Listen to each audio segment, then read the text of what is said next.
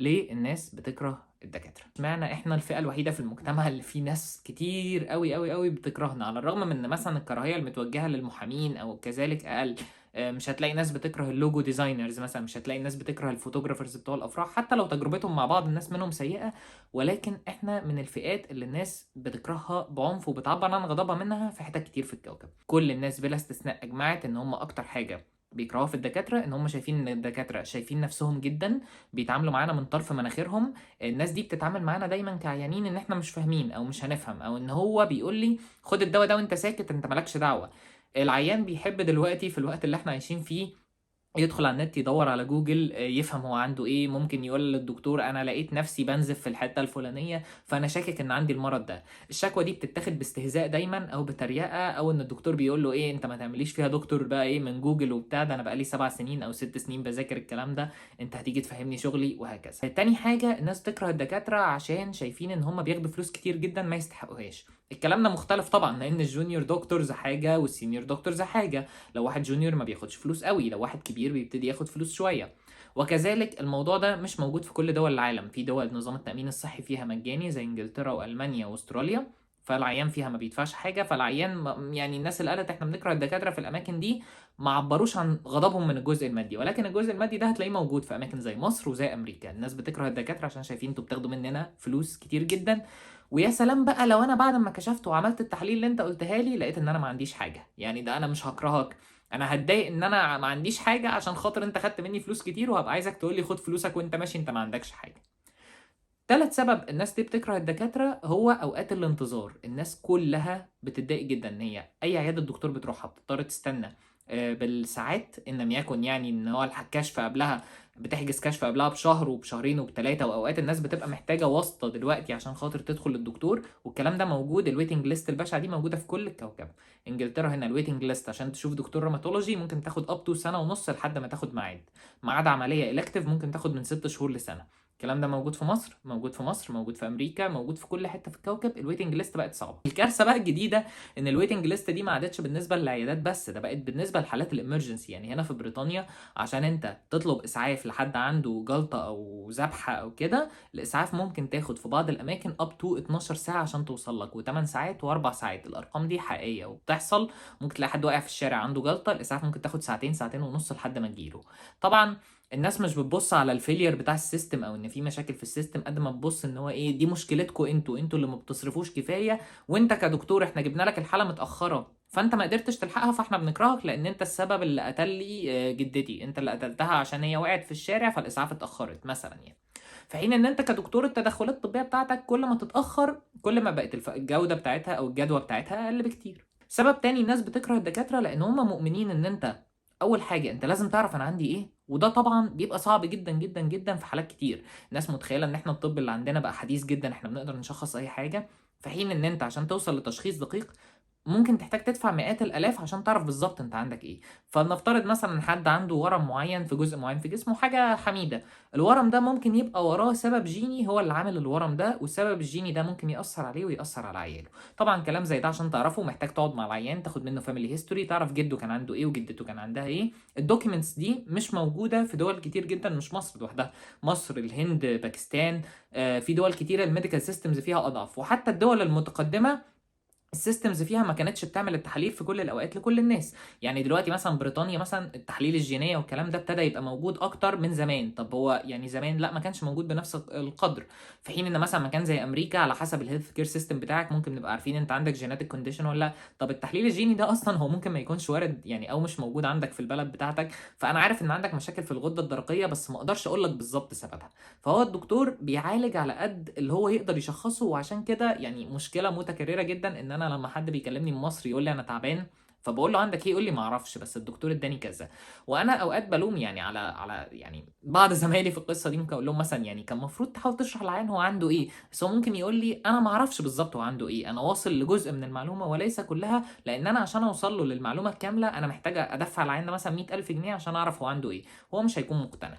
فدي مشكلة حلها يعني صعب شوية. الناس بتكره الدكاترة علشان شايفة ان احنا مفروض لو شخصنا لازم نعالج، وده مش حقيقي خالص، لان انت برضو بنسبة يعني اقول كام 8 من كل 10 امراض انت لو شخصتها انت ما عندكش فكرة هتعالجها ازاي.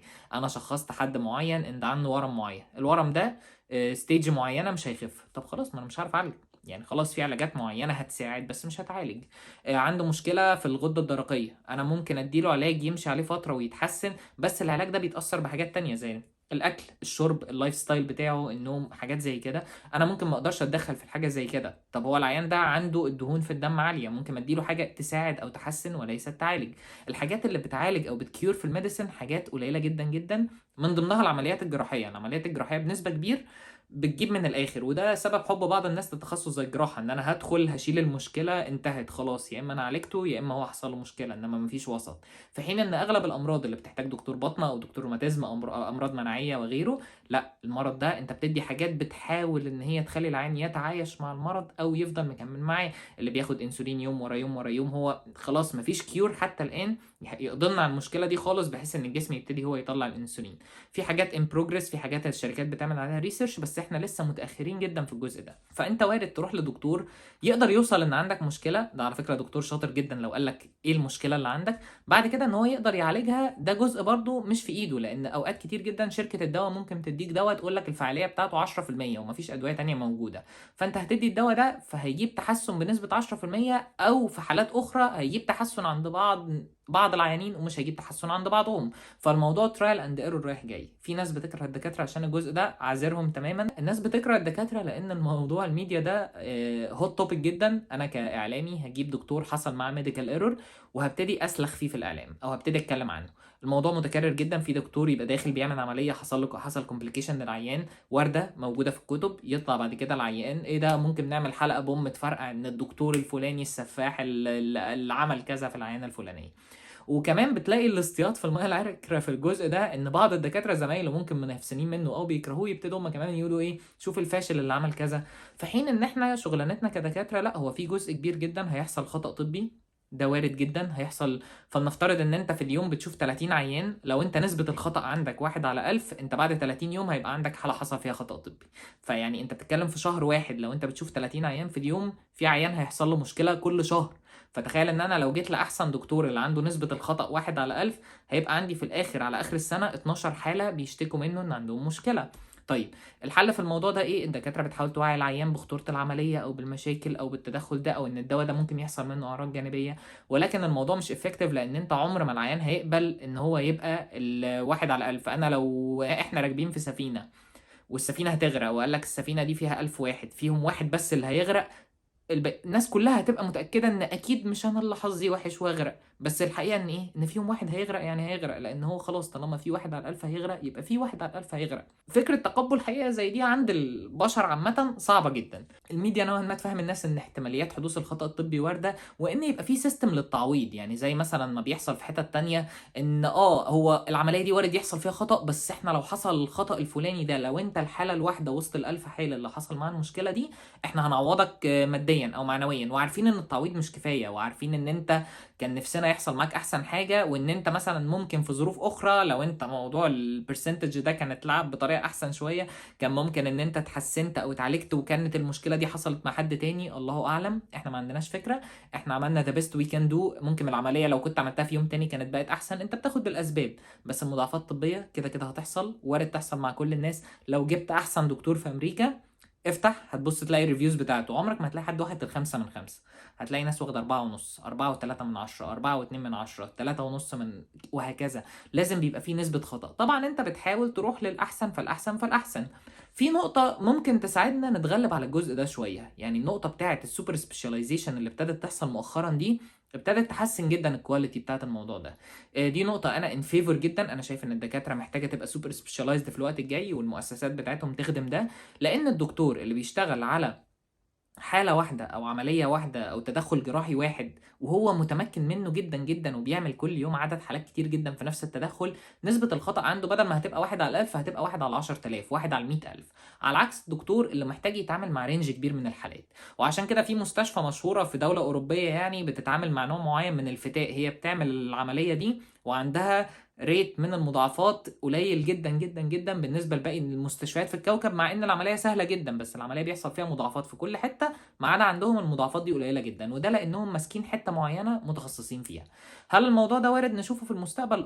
نصيحتي في الجزء ده بالنسبه للعيانين، لو انت رايح تعمل تدخل جراحي عند دكتور ما، انت بتحاول تسال على الدكتور، وبعد ما بتسال على الدكتور بتحاول تسال على التدخل اللي بيعمله الدكتور ده، لان للاسف مش مقبول بالنسبه للعيانين ان الدكتور يقول له انا ما بعرفش اعمل دي، او انا مش متمكن منها، او انا متمكن منها بس مش انا احسن واحد فيها. كلنا بنشتغل، كلنا بنغلط، بس الصح دلوقتي او التوجه اللي انا شايف ان هو المفروض يبقى بيتم في البلد كلها او بالنسبه للكوكب كله، ان انا هيجي لي العيان زي ما كان بيحصل. مثلا انا كنت فتره في كورنيل في امريكا، بيجي العيان محتاج يعمل عمليه معينه في مشكله معينه في المخ والاعصاب في الجزء المعين من المخ، بنقعد في الاجتماع بتاع مجلس القسم لان هو تيم شغال فيه 20 دكتور، بيقولوا الدكتور الفلاني ده احسن واحد بيشتغل في الجزئيه دي في المخ، على فكره كلهم جراحين مخ واعصاب، كلهم واخدين نفس التدريب، كلهم بيعرفوا يشتغلوا كل الحالات دي ويتدربوا عليها، ولكن فيهم واحد قدر يشتغل على الجزء ده اكتر من الناس التانية ويقرا فيه اكتر ويمارسه اكتر، وبقى حافظ الحته دي زي اسمه. يعني مثلا ايه، انت بتجيب لعيب الكوره، لعيب الكوره ممكن يلعب ديفندر، ممكن يلعب هجوم، ممكن يلعب اي حاجه، هو بيلعب كله، وهو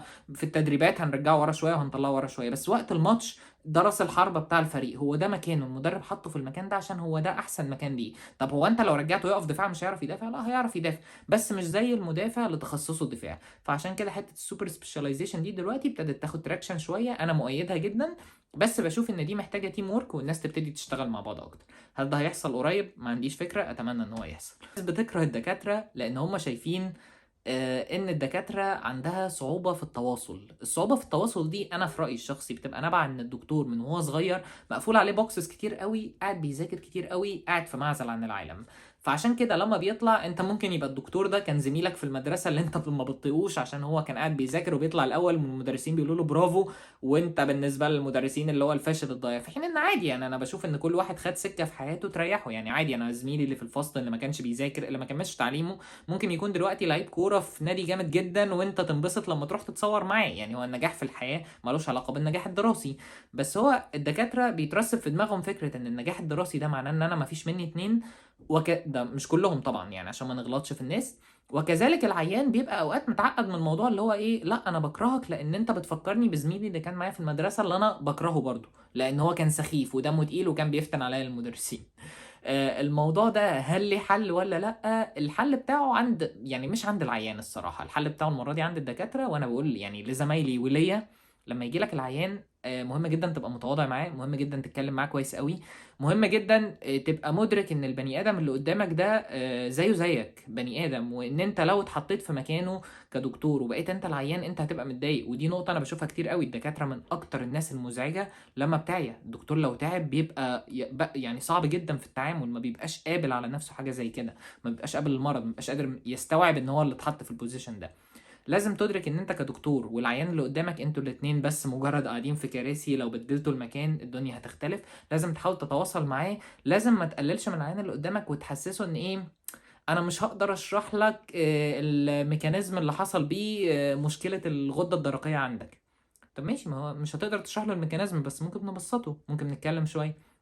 مش هقدر اتكلم اصل وقت العياده كتير، اصل وقت العياده اصل عندي حالات كتير وهكذا. انا في رايي الشخصي خد حالات اقل، افرض ميعاد الكشف، زود ثمن الكشف، بس اقعد مع العيان واديله حقه، لان كل عيان انت بتديله 5 دقايق العيان ده بيروح هيضطر يكشف عند واحد تاني وواحد تالت وواحد رابع، لان هو ما خدش كفايته، وهيفضل يجمع حته من هنا وحته من هنا وحته من هنا ويتنقل كتير وهو تعبان، فانت هتاذي له صحته النفسيه وهتاذي له صحته الجسديه. حاول تبني علاقه مع العيان، تبني ريليشن شيب معاه، تبني تراست ما بينك وما بينه، وتدي له وقته الكفايه بحيث ان هو ما يبقاش منزعج. الدكاتره من ضمن الشغلانات اللي الناس بتاخد فيها سكند اوبينيون كتير قوي. طيب هو الناس تاخد سكند اوبينيون ليه في الطب؟ لانه قلقان، هي صحته، انا عندي مشكله ما فرحت عملت تحليل وديت تحليل لدكتور، كلام الدكتور ما عجبنيش، استنيت في عيادته كتيره، قال لي كلام مش مقنع، حسيت الدكتور مش بروفيشنال، وهو بيتكلم معايا كان بيهرج كتير، كان سرحان في الموبايل. اصلا انا لما رحت اكشف كانت الساعه 2 بالليل فهو كان خلصان فما ادانيش وقتي قوي. انا مهتم وبوسوس على صحتي قوي، فعايز اخد راي حد تاني، مش هعمل عمليه بناء على كلام واحد بس، هحتاج اخد راي واحد واثنين وثلاثه. السكند اوبينيون في اي حاجه في الدنيا هيدي لك اراء مختلفه. انت لو جبت 5 سباكين يعملوا لك شغل في البيت منهم 3 مثلًا هيقولوا لك كلام مختلف عن بعض. أنت بتحاول ساعتها تقول خلاص ده قال لي كذا وده قال لي كذا، هاخد الكلام اللي اتكرر كتير وغالبًا هو ده الصح، وبتقول غالبًا وأنت عارف إن هو بيبقى غالبًا. بالنسبة للدكاترة لأ، الناس ما بيبقاش الموضوع غالبًا، هو أنت لو قُلت لي كلام واللي بعدك قال لي كلام وواحد تالت أمِّن على كلام واحد منكم، يبقى الأولاني كان حمار. في حين إن وارد يكون أنا مثلًا أنا والتاني والتالت وصلنا لنفس التشخيص، بس كل واحد فينا هيتعامل معاه بطريقة مختلفة، وعشان كده الguidelines موجودة، الguidelines موجودة عشان تحاول توحّد الممارسة الطبية ما بين الأماكن كلها، ولكن الguidelines بتاعة أمريكا غير بتاعة أوروبا، وفي اختلافات ما بينهم، وطريقة التعامل مع الحالات تختلف من مكان لمكان. فإحنا لسه حتى الآن ما عندناش system واضح إن إيه الحيطة الفلانية هندهنها أبيض يبقى هي أبيض في كل الكوكب مثلًا. لأ، ما فيش حاجة زي كده في الطب. الطب أنت الممارسة اللي هتحصل لك هتختلف باختلاف المكان اللي أنت فيه، ولو لدرجات. الدرجات دي ممكن تفرق معاك كعيان إن أنت تسمع كلام مختلف، فتأكد إن أنت لمّا تروح تكشف ولو كشفت عند 1 و2 و3 هتلاقي تفاوت في العلاجات اللي كاتبينها، في التشخيصات اللي كاتبينها وهكذا، فأنت بتحاول توصل على الأقل في وجهة نظري لتشخيص أساسي أو مبدئي يكون هو متّفق عليه. أنا عايز أعرف اسم المشكلة اللي عندي، وده بيساعدك جدًا، جدًا، لإن أنت لو فتحت النت ساعتها هتلاقي المشكلة بتاعتك لها 1 من 10 حلول، في حل عنيف جدًا وفي حل بسيط جدًا، وهتقدر توزن مع الدكتور أنهي حل فيهم اللي يناسبك بناءً على الإرشادات. والله إحنا لو ادّينا الدوا الفلاني ده هيجيب من الآخر، بس هو بيجيب من الآخر ممكن يعمل لك مثلًا فشل كلوي، فأنت هتقول لأ مش عايز اللي بيجيب من الآخر وبيعمل فشل كلوي، انزل لي درجة تحت. يقول لك والله اللي تحته ده مش هيعمل لك فشل كلوي بس مش هيجيب من الآخر والعلاج ممكن يطوّل أو ممكن يحصل مشكلة فنحتاج ننقل على دوا تاني وهكذا. القصة دي عايزة حاجة رايحة جاية، عايزة communication مع العيان عمرها ما هتتحل غير بكده. خلّيني أسمع آراء الناس عن يعني هم ليه شايفين. أنا عارف إن أغلب الناس بتتفرج على الchannel هنا دكاترة، عايز أعرف هم ليه شايفين إن الناس بتكره الدكاترة، أسبابهم الشخصية. تخيّلوا هو أنت لو شايف الناس بتكره الدكاترة هتبقى شايف إن هم بيكرهوهم ليه؟ وخلّينا نشوف لو الناس عندها حلول للقصة دي وممكن نتناقش في الموضوع ده تاني. آخر حاجة المواضيع اللي أنا ذكرتها في الفيديو اللي فات هنتكلم عنها إن شاء الله في الحلقات اللي جاية، بس أنا بالنسبة لي الحلقة دي حاجة light شوية، موضوع social قريب من الممارسة الطبية، بمناسبة إن دكاترة كتير من اللي موجودين على القناة ناس لسه متخرّجة أو لسه بتتخرّج كتير. لازم تبقى فاهم إن عيانين كتير وهي جاية لك عندها تجارب سابقة وحشة جدًا، فلازم تبقى فاهم إزاي تتعامل مع ده. at the end في جزء بسيط أنا نسيت أتكلم فيه بالنسبة لي مهم جدًا. تجارب البنات أو الستات في الكشف عند الدكاترة سيئة جدًا بنسبة كبيرة في أماكن كتير، وبيتم التعامل مع شكوى الستات باستهتار كبير. ده موضوع ممكن نفرد له حلقة لوحده. الموضوع ده مهم جدًا لإن شكاوى الستات التعامل معاها مختلف تمامًا عن شكاوى الرجالة، وده بيأثّر كتير في الممارسة الطبية. خلّينا نبقى نتكلم عنه بعدين. اشوفوا وشكم على خير ان شاء الله الحلقه الجايه. يعني اتمنى ان انا يبقى عندي مزيد من الوقت، زي ما قلت هنزل حلقه على الاقل في الاسبوع او حلقتين عشان نقدر نتكلم اكتر في المواضيع دي. شكرا جدا لمتابعتكم للقناه وللفيديوهات اللي نزلت، وانا مبسوط جدا بالفيدباك على الفيديو اللي فات، واتمنى اللي جاي يبقى احسن ان شاء الله.